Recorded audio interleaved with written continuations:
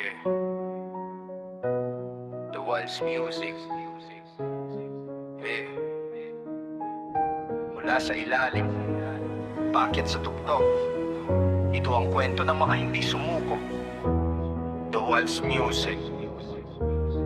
Let's go! Lumaki sa paligid na puro duda at pangamba. Maraming nagsabi na hanggang dito lang ang kaya, pero hindi ko pinakinggan ang sigaw ng problema. Mas pinili kong habulin ang apoy ng adhika. Habang ang iba'y kontento sa paulit-ulit na ikot, ako na may naghahanap ng bagong daan sa pag-abot sa mga pangarap na dati parang napakalayo. Ngunit unti-unting lumalapit habang tuloy ang takbo. May mga gabing tahimik pero magulo ang isip na matanong na paulit-ulit sa utak ay kumakapit. Kung darating pa ba ang araw na aking ninimithi, o baka hanggang pangarap na lang itong nananatili. Ngunit bawat sugat na iniwan ng kahapon ay dahilan para lalo kong tibayan ng panahon. At bawat pagkatalong dumaan sa aking landas, naging hagdan para mas marating ang pangarap.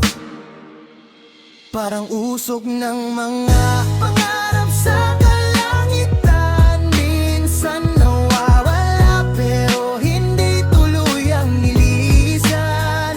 Kahit anong bagyo pa ang dumaan sa daanan, patuloy kong hahabulin hanggang sa makamtan. Usok ng mga pangarap hindi basta nawawala. Kahit gaano kadilim, may liwanag na dala. Habang may tibok ang puso at lakas ang diwa, patuloy na lalaban kahit gaano kahirap pa.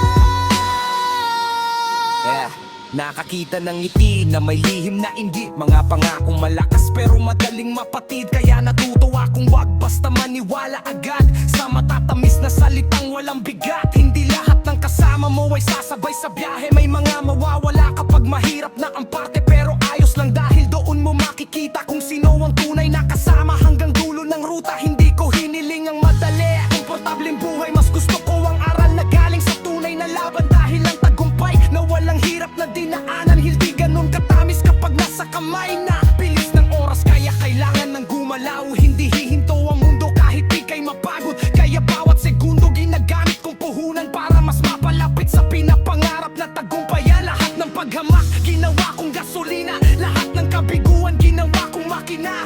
Hindi ako nilunod ng problema at trahedya, dahil ginawa ko silang tulay sa pagangat ko pa. Walang atrasan kapag nasimula ng laban, walang urungan kahit gaano kabigat ang pasan. Dahil alam kong walang mangyayari sa paghihintay lamang. Kung gusto mong umangat, kailangan mong samahan ng galaw.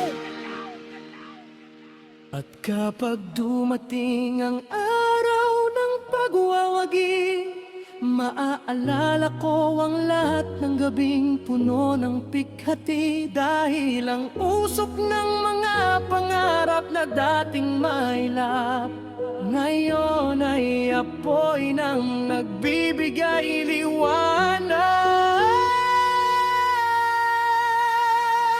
The world's music.